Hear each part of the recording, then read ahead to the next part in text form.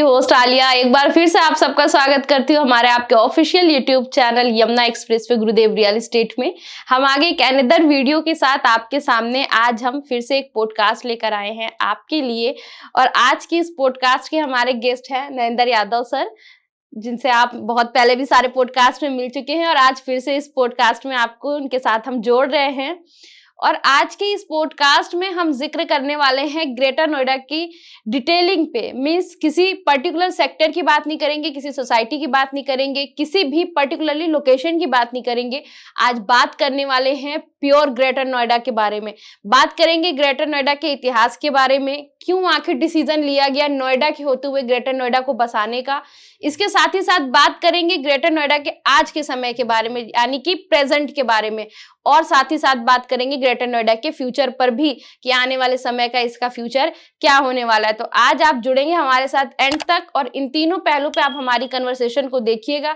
मैं आपको ये आश्वासन दिलाती हूँ कि एंड तक आपको बहुत सारी अवेयरनेस हो जाएगी इस प्रॉपर ग्रेटर नोएडा की लोकेशन के बारे में। तो एंड तक आप हमारे साथ जुड़े रहिए। वीडियो स्टार्ट करते हैं। तो सर आपका बहुत बहुत स्वागत है हमारे इस पॉडकास्ट की सीरीज में। आज फिर से जैसा कि हमारी आपकी कन्वर्सेशन हुई है, तो आज हम बात करने वाले हैं ग्रेटर नोएडा के बारे में डिटेल्स में, यानी कि ग्रेटर नोएडा का पास्ट भी देखेंगे, प्रेजेंट भी बात करेंगे और बात करेंगे इसके फ्यूचर की भी। तो जैसा कि हम सबसे पहले शुरुआत करते हैं पास्ट से ही, क्योंकि हर चीज के बारे में उसके इतिहास के बारे में जानना बहुत जरूरी हो जाता है, या उसके इस्टेब्लिश क्यों हुआ, क्यों बनाया गया ग्रेटर नोएडा को, नोएडा के होते हुए क्यों रखा गया। तो इस पे सबसे पहले बात करेंगे ताकि लोगों को और अवेयरनेस हो सके इस लोकेशन के बारे में। तो फिर स्टार्ट करते हैं आज का पॉडकास्ट सर। ठीक है, इजाजत है आपकी? हाँ जी। तो सर शुरुआत करते हैं सबसे पहले ग्रेटर नोएडा की, मतलब इसके मतलब एक तरह से कह सकते हैं इसको प्लान ही क्यों किया गया था, क्योंकि नोएडा तो था ना, दिल्ली के नियर में था और सारी फैसिलिटीज नोएडा में भी थी। तो आखिर प्राधिकरण ने क्यों डिसीजन लिया, क्यों ग्रेटर नोएडा को बसाया गया और किस हिसाब से इसकी प्लानिंग की गई, पूरा स्टार्टिंग से इसकी शुरुआत बताइए आप सर।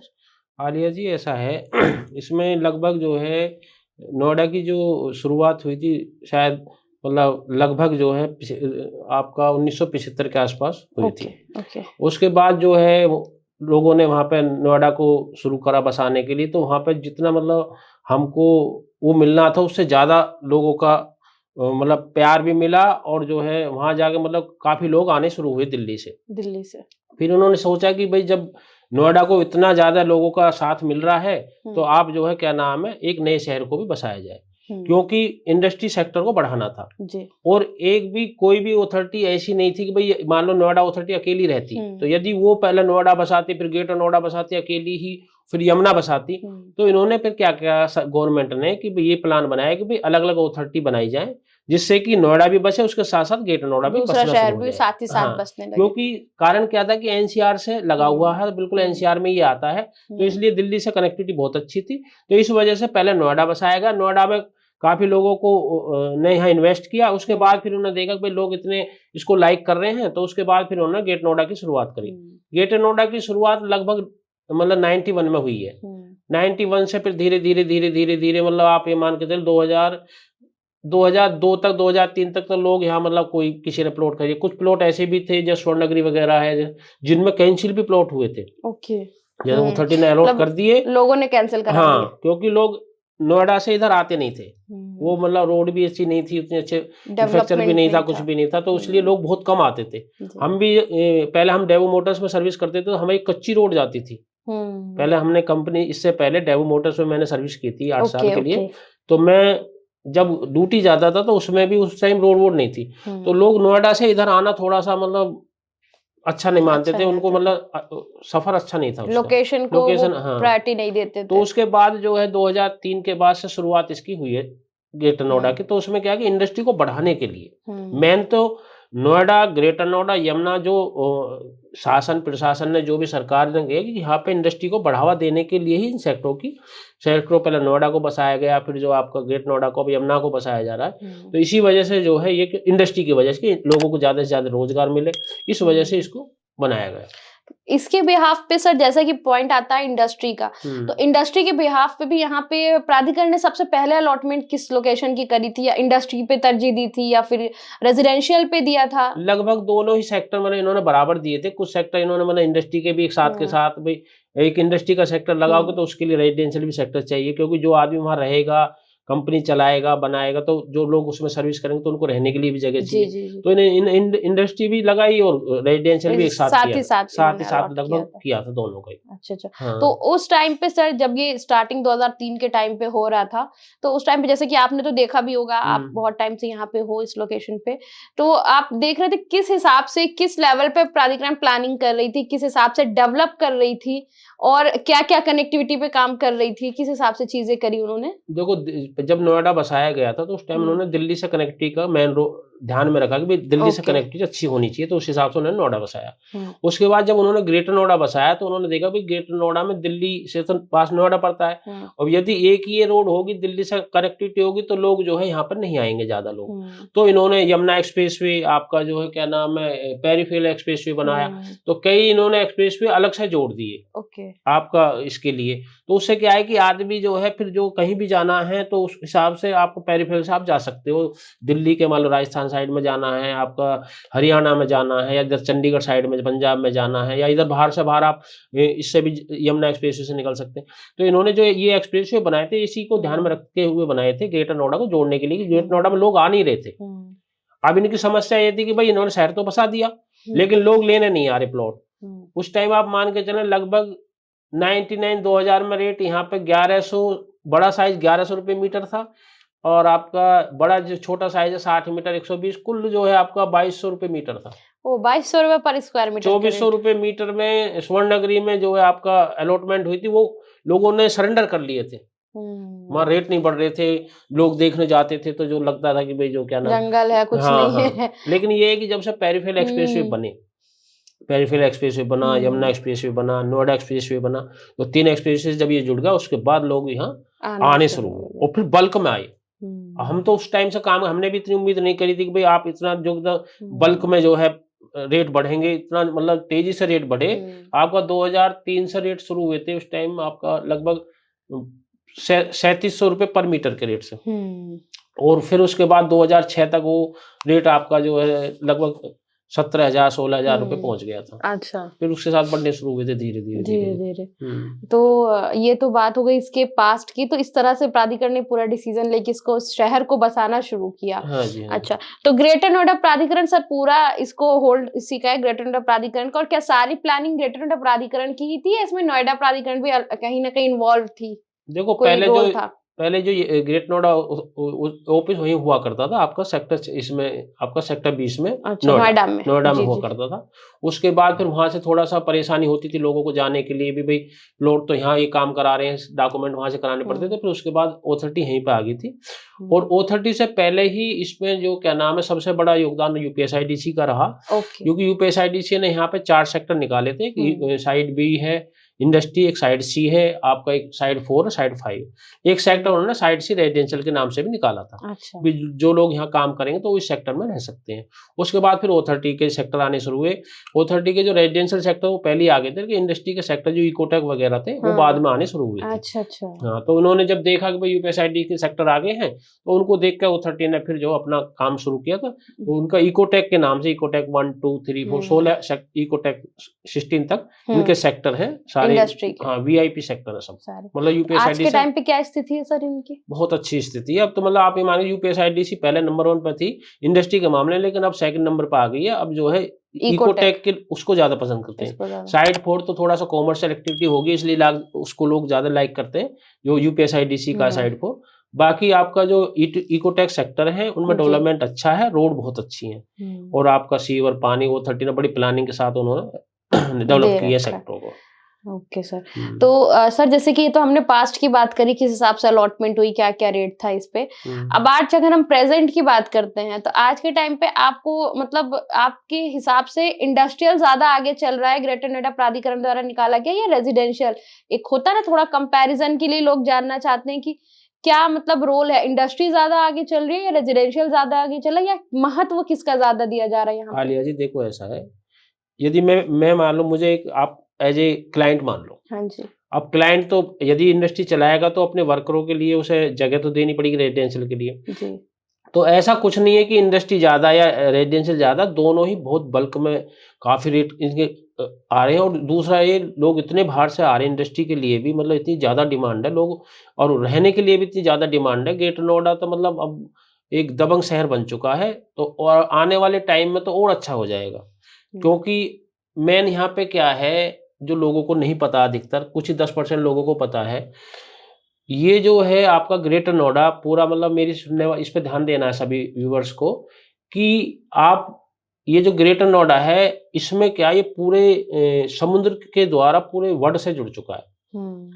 क्योंकि यहाँ 2 कॉरिडोर आ रहे हैं। एक कॉरिडोर शुरू हो भी गया है मुंबई वाला, दिल्ली मुंबई इंडस्ट्रियल कॉरिडोर जो है वो ईस्टर्न है, और आपका ये वेस्टर्न है। ईस्टर्न जो है आपका कोलकाता से और आपका जो है पंजाब के लिए, लुधियाना के लिए जाएगा, जो आके यहाँ पे आपका खुर्जा इसका स्टेशन है, और आके बोडाकी में मिलेंगे दोनों। अच्छा। बोडाकी से ये एंड हो जाएगा DMIC और वो आगे चला जाएगा लुधियाना।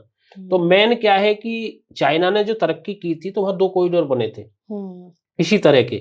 उसी के बाद ही जो है क्या नाम है आपका उसे पूरे इसने चाइना ने इतनी तरक्की की थी, क्योंकि जो कच्चा माल अभी ट्रकों के द्वारा आता है, रोड के द्वारा, एक तो पोल्यूशन बहुत ज्यादा होता है, खर्चा बहुत होता है, रोड एक्सपायर बहुत होती हैं। तो अब जो क्या है इन्होंने 2 कॉरिडोर बना दिए, मुंबई से और कोलकाता से। तो उसमें क्या है कि जो कच्चा माल समुद्र के द्वारा वहां पे आएगा बंदरगाह पर, वो सीधा माल आपका 4-5 स्टेट से होकर आता है और आके यहाँ इसका एंड है। तो सारा कच्चा माल जितना भी यहाँ आएगा इसमें आपका ग्रेटर नोएडा में, यहीं पे वो असेंबल होगा और फिर यहाँ से डिवाइडेशन पूरे आपका जो है दिल्ली, फरीदाबाद, गाजियाबाद जहाँ भी जाएगा वो यहीं से। तो ये तो अभी तो शुरू हुआ, 3 से 4 महीने उसको शुरू हो गए, अभी मतलब कोलकाता वाला भी शुरू नहीं हुआ, ये शुरू हो गया। तो ये तो जब अपना मतलब ये भी चल जाएगा और वो भी, आप देखना ये जो अब सोचते ना आप भी कहते हो कि नरेंद्र जी इतने रेट क्यों बढ़ रहे हैं। हाँ। लोगों को मतलब एक पूरे वर्ल्ड से जो चीज जुड़ चुकी हो तो वहां हर आदमी बिजनेस करना चाहेगा और वहां रहना चाहेगा। यही मेन कारण है कि ग्रेटर नोएडा, अभी तो हम कुछ भी उम्मीद नहीं कर रहे, ग्रेटर नोएडा वो बहुत आगे बढ़ेगा। लोग कह रहे हैं जी क्या नाम है आपका गुड़गांव बहुत आगे है, ये गुड़गांव सब पीछे छोड़ देगा। ये गुड़गांव में कोई ऐसी प्लानिंग नहीं है भाई, वहाँ IT कंपनी ज्यादा है, इंडस्ट्री भी इतनी ज्यादा नहीं है, लेकिन यहाँ पे ऐसी प्लानिंग है भविष्य की कि ये आने वाले टाइम में बहुत ऊपर जाएगा। आप तो अभी आप भी देखो 2-4 साल से यहाँ जुड़ी हुई, हम तो 25-30 साल हो गए। मैं कह रहा हूँ जो यहाँ का रहने का माहौल मुझे कहीं दूसरी जगह नहीं लगता। इंडस्ट्री जितनी प्लानिंग से यहाँ पर है, कहीं भी आप पूरी दुनिया में चले जाओ, पूरी दुनिया नहीं इंडिया में चले जाओ, कहीं भी आपको इतनी प्लानिंग से इंडस्ट्री नहीं मिलेंगी। आप उनको बाहर से देख के ये नहीं कह सकते ये इंडस्ट्री है। वो ऐसा लगता है कि जैसे मतलब कोई शोरूम टाइप बने हुए हों और उनमें इंडस्ट्री में काम हो रहा है, कोई पोल्यूशन नहीं, कोई नॉन पोल्यूशन, सब इंडस्ट्री है। तो आने वाले टाइम में तो बहुत अच्छा होने वाला है इसके ग्रेटर नोएडा। रेजिडेंस को देख के ये प्लानिंग की गई होगी सर, पोल्यूशन फ्री यहाँ पे। यहाँ मतलब टोटल कोई भी कंपनी आप जो है पोल्यूशन वाली नहीं लगा सकते, नॉन पोल्यूशन वाली ही कंपनी सारी रहेंगी यहाँ पे। और अभी जो है कोई भी पोल्यूशन वाली नहीं लग सकती आप, कोई भी नहीं है। तो सर जैसे आज के टाइम पे हम बात करें इसके जो रेट में एप्रिसिएशन आ रहा है, अब रेट जैसा कि हम देख रहे हैं, आपने बताया कि शुरुआत हुई जब हम बहुत इनिशियल लेवल पे जाते हैं तो आपने शायद 1100 रुपए से बताए बड़े प्लॉट में। अगर हम बड़े प्लॉट यानी कि आपके अकॉर्डिंग 200-300 मीटर का, या और बड़े में आप बात कर लें, आप मान कर 300, 500, 1000, 500 तो इस रेट के हम, या आपने 2200 के समथिंग बताया कि 120 या उस साइज में उसी पे चलते हैं। तो इतने कम से रेट से ये बढ़ना शुरू हुआ है, शुरुआत जो हम इसकी देखते हैं। आज के टाइम पे जो रेट आ गया है, लाख रुपए प्लस का रेट चल रहा है, ये आप भी जानते हैं, हम भी जानते हैं, और जो हमें देख रहे व्यूवर्स वो भी जानते हैं, क्योंकि वर्किंग सभी कर रहे हैं। तो लाख रुपए से ज्यादा का रेट हो गया। अब ये रेट कंसिस्टेंसी के साथ बढ़ता चला जा रहा है, कहीं पे रुक नहीं रहा है, कोई रोक नहीं। और कहीं पे पिछले 4-5 साल से देखा जाए तो मार्केट जिस हिसाब से बढ़ी है सर, कहीं पे रुक नहीं रही। ग्रेटर नोएडा की मार्केट कहीं नहीं रुकी। इनफैक्ट येडा में एक टाइम के लिए स्टेबल मार्केट हो जाती है, रुकती नहीं है, बट जैसा कि आप हम जानते हैं स्टेबल हो जाती है। बट यहाँ पे क्या है कि यहाँ पे जो रेट बढ़ता चला जा रहा है, इसके पीछे क्या कारण है, और इसका आप आगे तक क्या ये रेट इसी तरह से बढ़ते रहेंगे, या ऐसा आके एक टाइम की रुक जाएंगे? तो लोग उस पर भी बड़ा सोचते हैं, विचार करते हैं कि ऐसा ना हो कि हम आज ले लें। और आलिया जी देखो मैं बताऊं आपको, 2000 में लगभग इसके जो रेट थे 1100, 1200, 1700 रुपए पर मीटर थे। उसके बाद फिर ये 10 साल में इंक्रीज हुए, 10,000 रुपए मीटर और बढ़ गए। फिर 10 साल मतलब हर 10 साल में ये 10,000 मीटर, 15,000 मीटर बढ़ रहे थे। लगभग जो है आपका 2017-18 में यहाँ के जो रेट थे, कुल आप मान के चले 300 मीटर प्लॉट आपको 1 करोड़ के आसपास मिल रहा था। सॉरी सर, मैं यहाँ पे और आपसे एक सवाल पूछूंगी बीच में ही। ये जो बीच में जो ये साल थे 2003 के बाद से 2017 के बीच के टाइम में, आखिर रेट इतना रुका हुआ कैसे था? बढ़ा क्यों नहीं? ये ग्रोथ क्यों नहीं हुई इस लोकेशन की? इसके पीछे क्या रीजन रहा होगा? ग्रोथ क्या होती है, देखो जो इन्वेस्टर होते हैं वो दिल्ली से बाहर से लोग आते हैं, गाँव के तो होते नहीं है। और काम तो उस टाइम भी हो रहा था, पूरा काम हो रहा था, लेकिन गवर्नमेंट चेंज हुई 2017 में जी। आपका बीजेपी के ही। तो जो भी जो क्या नाम है आपका, थोड़ा सा लोगों को एक सोच बनी हुई है कि भाई जहां बीजेपी होती है वहां पे जो है क्या नाम है करप्शन कम होता है, आपका चोरी मतलब जो है बदमाशी कम होती है। इस वजह से जो इन्वेस्टर होता है वो सबसे पहले अपने सेफ चाहता है कि भाई मैं सेफ हूं तो मेरा पैसा बढ़ेगा, मैं इंडस्ट्री चलाऊंगा, यदि मुझे ही कुछ हो गया तो फिर क्या होगा। सही बात है। अब लोगों के दिमाग में ये आती थी कि भाई सपा तो ये है, बसपा तो ये है, तो एक क्वेश्चन मार्क लगाते थे लोग। लेकिन इन्वेस्टर जो दिल्ली का, देखो थोड़ा सा पढ़ा लिखा तो होता ही है, तो वो थोड़ा सा ये सोचता था कि भाई जो है क्या नाम वहाँ गड़बड़ है, जबकि बदनामी ज्यादा थी। क्योंकि हम तो 25 साल से रह रहे हैं, हमारे साथ कभी ऐसा नहीं हो। लेकिन बीजेपी आने पर इस क्षेत्र के लिए एक मतलब बल्क में एक ऑक्सीजन मिल गई, एक ऑक्सीजन मिल गई इसको।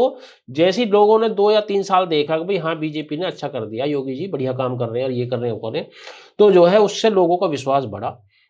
विश्वास बढ़ने के बाद जो दिल्ली का आदमी, जो अब हम जैसे पार्टी हमारे पास आती है तो हम उन सब क्वेश्चन करते हैं जी, हम तो इतने दिन से काम करते, पहले लोग बहुत कम आते थे लेने के लिए, तो वो खुद बताते थे हमसे आलिया जी की भाई हमारे बुजुर्गों ने ये बोला था कि भाई आपको इन्वेस्ट करने के लिए यमुना को पार नहीं करना है। अच्छा। क्योंकि यूपी में जाते ही ये हो जाता है, वो हो जाता है, आदमी मर्डर हो जाते हैं, ये हो जाते हैं। लोगों को मतलब ऐसा एक सोच बनी, माइंडसेट था, सोच बनी, हाँ सोच बनी हुई थी। तो वो ये कहते कि लेकिन अब हम यहाँ आते हैं, लेकिन ये तो हमें माहौल दिल्ली से तो बहुत अच्छा लगता है, गुड़गांव से बहुत अच्छा लगता है, यहाँ का माहौल तो यहाँ तो कभी हम ना शोर शराबा, ना कहीं कभी गुंडागर्दी, ना कुछ सुनते नहीं। तो क्या था कि पहले भी ऐसा नहीं था, क्योंकि दिल्ली नोएडा तो हमेशा सेफ रहा है। और अब तो यहाँ कमिश्नरी आ गई है जब से, तो और सेफ हो गया। लेकिन वैसे भी पहले भी कोई भी सरकार रही हो, सपा हो बसपा हो कोई भी रही, हर उसमें नोएडा में कोई दिक्कत कभी नहीं रही। लेकिन ये है कि अब जब से योगी जी आए, जब से और अच्छा हो गया है। कमिश्नरी आने के बाद थोड़ा सा जब वहीं पर सारी पावर आ जाती है तो फिर आदमी सब डरने लगते हैं और कार्रवाई भी जल्दी होने लगती है। जब कार्रवाई जल्दी होने लगेगी तो फिर आदमी अपना आप ही जो काम ये हो जाता है कम। ये मेन है। दूसरा ये है कि जो हमारे जैसे, अब मैंने आपको बताया था एक बड़ा जो बताया दिल्ली मुंबई इंडस्ट्रियल कॉरिडोर, उसके आने से, पेरिफेरल एक्सप्रेसवे बनने से, यमुना एक्सप्रेसवे बनने से, नोएडा एक्सप्रेसवे बनने से, तो इसकी कनेक्टिविटी इतनी मजबूत होगी, किसी भी शहर की ऐसी कनेक्टिविटी नहीं है जैसी अब आपकी ग्रेटर नोएडा की कनेक्टिविटी हो चुकी है। क्योंकि आपका किसी भी कहीं से भी आदमी आएगा ऑल इंडिया से, वो बाहर से दिल्ली में एंट्री करने की जरूरत भी नहीं, किधर से आ जाए, राजस्थान से आ जाए, हरियाणा से आ जाए, पंजाब से आ जाए या एमपी से आ जाए, कहीं से भी आ जाए, बाहर से बाहर गेट नोएडा पहुंच सकता है। और सीधा ये भी नहीं कोई लोकल रोड पड़ेगी बीच में, सीधे हाईवे, सीधे सारे परिचौक को जोड़ते हैं। तो कनेक्टिविटी, लोग देखो रहने के लिए, बिजनेस करने के लिए क्या सेफ्टी चाहते हैं, और रहने के लिए ग्रीनरी यहाँ इतनी जबरदस्ती मैंने तो किसी शहर में इंडिया के में तो देखी नहीं ग्रीनरी। सही बात है। एक चंडीगढ़ को बोलते हैं, लेकिन चंडीगढ़ भी मैंने कई बार गया हुआ हूँ, चंडीगढ़ में भी उतनी ग्रीनरी नहीं है जितनी ग्रीनरी यहाँ पर है। आप देखो बारिश के समय तो मतलब ये स्वर्ग नजर आता है। जब बारिश होती है, जब ये सब पेड़ साफ हो जाते हैं पानी से, तो वो मतलब स्वर्ग नजर आता है बिल्कुल। आप कभी भी बारिश के समय पे आइए तो देखोगे तो आप बिल्कुल स्वर्ग नजर आता है, ग्रीनरी बिल्कुल। थोड़ा सा इन दिनों में तो भाई पत्तों पे धूल जम जाती है, पोल्यूशन होता है, इस वजह से 2-3 महीने थोड़ी दिक्कत रहती है। बाकी तो बहुत अच्छा शहर है, हर तरह से किसी भी तरह से कोई दिक्कत है नहीं। और रेट तो मैं कह रहा हूँ कि आलिया जी अभी कुछ भी रेट नहीं बढ़े। कारण क्या है, आप दिल्ली देख लो। अब दिल्ली में हम पार्टियन के पास जाते हैं, घर पे जाते हैं, हम उनसे रेट पूछते हैं जी यहाँ क्या रेट है, 7 लाख रुपए गज का रेट, कोई बताता 9 लाख रुपए गज का रेट, कोई 5 लाख का, कोई 3 लाख का। और वहां देखो ना गाड़ी पार्किंग हो सकती ना कुछ हो सकता। आप बिल्डिंग दिखाई दे रही है, बिल्डिंग में 4 मंजिल बना हुआ है, और वहां को ना गाड़ी खड़ी हो सकती। गाड़ी खड़ी करने के लिए मतलब एक सिक्योरिटी गार्ड रखना पड़ता, कोई गाड़ी खड़ी ना करते घर के सामने ये, और पार्क नहीं, कुछ नहीं। तो दिल्ली में मैं देखता हूँ, दिल्ली मतलब दिल्ली में जब इतने रेट है, जब दिल्ली वाले लोग जो यहाँ आ रहे हैं, सबसे ज्यादा लोग, आप 70% 60% लोग दिल्ली वाले लोग यहाँ आ रहे हैं। वो कहते हैं कि हमें दिल्ली में रह के मतलब ऐसा महसूस होने लगा कि हमारा जी घुटता है। और यहाँ आके हमको मतलब अब तो ऐसे भी लोग आने लगे हैं कि जो आदमी, मान लो एक आदमी उनका सर्विस करा दिल्ली में, ठीक है जी, और 7 आदमी उसके परिवार में है। तो पहले क्या थे, सर्विस की वजह से दिल्ली में रहते थे, लेकिन अब क्या हुआ है, यदि उसको मान लो 10 किलोमीटर 20 किलोमीटर जाना पड़ता है दिल्ली में, तो उसको वहां भी 2 घंटे लग रहे हैं, 1.5 घंटे लग रहा है। अब वो क्या कर रहे हैं, उन्होंने पूरी परिवार शिफ्ट कर लिया, वहां वो 60 मीटर में रहते थे, उसी प्रॉपर्टी को बेच कर उन्होंने 200 मीटर का मकान ले लिया बना के, और उसका कुछ पैसा भी, फंड भी उन्होंने दूसरी जगह इन्वेस्ट कर दिया, और मजे से पूरा परिवार रह रहा। एक आदमी जो जा रहा है वो मेट्रो से, अब भी उसको 1.5 घंटे लग रहा है गेट नोएडा से जाने में वहां, और दिल्ली से दिल्ली में इस कोने से उस कोने में उसको उतने टाइम लगता। तो अब वो कहते हैं कि भाई हमें टाइम तो उतना ही लग रहा है, लेकिन हमारी पूरी फैमिली अच्छी जगह रह रही है। हाँ, सेटल भी हो गई। हाँ, साइज में डिफरेंसेस इतना बड़ा हो गया, साइड में डिफरेंस हो गया। दूसरा, ग्रीनरी है, आपकी 8 बजे शहर सो जाता है। ग्रेटर नोएडा आपने देखा होगा, 8 बजे आप रोड पर निकलोगे तो बिल्कुल शांत मिलेगा। दिल्ली देखो पूरी रात नहीं सोती। तो आदमी को सुकून चाहिए। अब कोई भी सर्विस वाला है या कोई भी मान लो लेडीज जब घर पे आते तो उसको सुकून चाहिए, ज्यादा आवाज नहीं होनी चाहिए, ज्यादा मतलब कुछ भी नहीं, उसे सुकून चाहिए जिसमें वो 2-3 घंटे अपने काट के फिर सो जाए। सही बात है। तो इसलिए मेन है कि जो है दिल्ली के इतने रेट हैं, आप आने वाले टाइम में अतिशयोक्ति कह सकते हैं। अभी तो देखो मैं कहता हूँ 10 से 20 साल में ऐसा ना हो जाए दिल्ली के रेट डाउन हो जाए, इसके बढ़ जाए रेट। जिस हिसाब से सर चीजें नजर आ रही हैं, डेवलपमेंट, फैसिलिटीज, सिक्योरिटी, सारी चीजों को देखते अब ये तो आप भी देख रहे हो कि जो भाई आप भी रोजाना पार्टी अटेंड करते हो, उनके व्यू से आप समझ जाते हैं कि कितनी पार्टी लाइक जो भी आता है एकदम मतलब उसे एक बार घुमाते हैं। क्लाइंट तो सर ये कहते हैं दिल्ली से परी चौक आने में मुझे इतना टाइम लग गया, परी चौक से आपके ऑफिस आने में या दूसरी लोकेशन पे जाने में मुझे इतना मात्र टाइम लगा। मतलब एक इतना लंबा समय, वही आधा किलोमीटर, वो एक कहते ना आधे घंटे का समय उन्होंने वही थोड़े से जो रूट है उसके लिए दिया, और यहाँ लोकेशन पता ही नहीं चलती क्योंकि इतनी वाइड कनेक्टिविटी है। इजिली एक लोकेशन से दूसरे जाएंगे, सिग्नल इतने रहते नहीं है, रेड लाइट पड़ती नहीं लोगों को। तो ये जो टाइम की बचत है ये सबसे ज्यादा लोगों को लगती है कि हम यहाँ से देख पा रहे हैं। जी मैं एक चीज और बताऊं, जब से कोरोना आया है ना, लोगों की सोच बदल गई। पहले क्या था कि कोरोना में लोग जो है भीड़ भाड़ में ज्यादा रहना पसंद करते थे, बिल्डिंग में ज्यादा रहना पसंद करते थे, एक अपना वो दिखाते कि भाई हम यहाँ रहते हैं। लेकिन अब क्या है कि पहले आदमी अपनी जिंदगी को ये मानता था कि मैं तो 100 साल जीऊंगा, लेकिन जब से कोरोना आया है, जब से लोगों को ये होगा मुझे नहीं पता 1 मिनट का भी मेरा क्या होगा। तो लोगों की सोच ऐसी बदल चुकी है कि भाई अब वो चाहते हैं कि जो जीवन रहे ना सुकून से रहे, अच्छी जगह रहे, आप ग्रीनरी और प्रकृति से लोगों को प्यार होना शुरू हुआ। आपका पहले तो प्रकृति से लोग लड़ते थे, सही बात है, पेड़ों को काटते थे, जहां भी प्रकृति का कुछ भी होता था वहां उसके खिलाफ जाते थे। लेकिन कोरोना के बाद लोगों को जैसे ऐसे भी लोग हमारे सामने आते हैं, जब उनसे बात करते थे वो प्रकृति को समझते नहीं थे। लेकिन कोरोना के बाद उनके दिमाग में ऐसी चीजें आ गई कि अब प्रकृति को परमात्मा मानते हैं। भाई हाँ, वास्तव में परमात्मा प्रकृति है। तो सोच बदल गई है लोगों की। अब अभी जो दिल्ली से बाहर के लिए यही नहीं बढ़ रहा रेट, फरीदाबाद भी बढ़ रहा है, आपका गुड़गांव भी बढ़ रहा है। लेकिन यहाँ पे क्या है कि जो लोग यहाँ इन्वेस्ट कर रहे हैं वो बड़े दिमाग वाले हैं, दूर के विजन, हाँ दूर के विजन वाले लोग हैं। वो उन्हें पता है कि वहां उतना रेट नहीं बढ़ेगा, अभी बढ़ रहा है लेकिन वहां रेट, ये भविष्य में बहुत ज्यादा रेट बढ़ेंगे, आगे जाएगा बहुत ज्यादा रेट बढ़ेंगे। मैं कह रहा हूँ कि 10 से 20 साल में ये दिल्ली को पीछे ना छोड़ दे। फ्यूचर के यानी आपके हिसाब से फ्यूचर में भी और बहुत एप्रिसिएशन बाकी है। अच्छे शहर बसने के लिए सबसे जरूरी होता है इंडस्ट्री। इंडस्ट्री इतनी ज्यादा है यहाँ पर, वीआईपी ए क्लास की इंडस्ट्री है, जो नोएडा में थी, नोएडा से ज्यादा ग्रेटर नोएडा से यमुना में ज्यादा हो रही है। तो मेन आदमी रहने के लिए सबसे बड़ा उसको जो चाहिए ना एरिया, वो जो आपको इंडस्ट्री चाहिए जहाँ पे आदमी 2 रोटी कमा सके अपने घर चलाने के। तो यानी फ्यूचर के हिसाब से भी सर अभी रेट बहुत बढ़ेंगे, आने वाले समय में बहुत बढ़ेंगे। मैं कह रहा हूँ कि आप उम्मीद नहीं करते, आज हम जो सोच रहे हैं उससे ज्यादा होगा।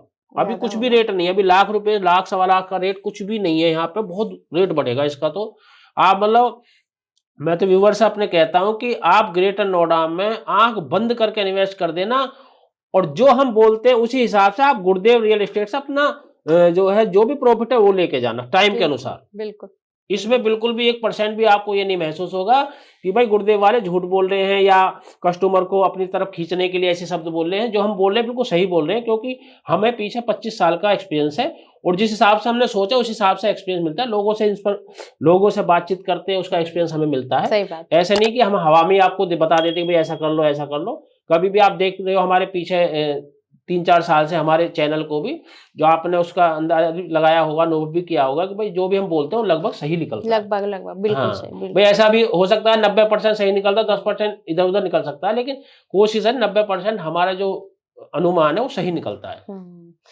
अब सर एक लास्टली मैं आपसे ये क्वेश्चन करूंगी, जैसे कि आज तो काफी इन्फॉर्मेटिव वीडियो हो गई है। एक आखिर का जो मेरा क्वेश्चन है वो ये है कि जैसे ही मतलब आज के टाइम पे मैं एक छोटा सा व्यू लेना चाहूंगी आपसे, यमुना और ग्रेटर नोएडा। देखिए यमुना अपने आप में बहुत बड़ी चीज है। एक दिन हम आपके साथ पॉडकास्ट में यमुना पे भी इसी तरह से चर्चा करेंगे और उसका भी इतिहास आप इसी तरह से हमारे सामने रखिएगा और आज में क्या है उसका सारी चीजें। बट आज एक छोटा सा व्यू मैं आपसे चाहूंगी कि यमुना और ग्रेटर नोएडा के हिसाब से अगर आप इन्वेस्टमेंट की बात करें तो आपके अकॉर्डिंग इन्वेस्टमेंट या मतलब दो, जैसे हमारे पास कॉल्स आती है या हमारे क्लाइंट्स भी जो हमें देख रहे हैं कभी कभी कमेंट में भी एक ही सवाल पूछते हैं, जैसे उनका ये कि यमुना या ग्रेटर नोएडा हम चूज कैसे करें। कंफ्यूजन एक क्रिएट उनके माइंड में हो जाता है, एक माइंड ना कि किधर जाएं, वो ज्यादा सही पड़ेगा ये ज्यादा सही पड़ेगा, उसमें भी रेट लाख रुपए के आसपास पहुंच रहे हैं और आज के टाइम में वो ज्यादा प्रिफरेबल रहेगा या हम आज के टाइम पे जो उससे बेटर है ग्रेटर नोएडा ले लें। ये जो थोड़ा सा कंफ्यूजन है इसको क्लियर करिए आप। आलिया जी ऐसा है, देखो इन्वेस्ट दो तरह से होता है। हाँ जी। एक तो आदमी सोचता है कि भाई मैं इन्वेस्ट कर रहा हूँ, मैं उस मकान में रह भी लूं और जो मेरे पैसे भी बढ़ जाएं।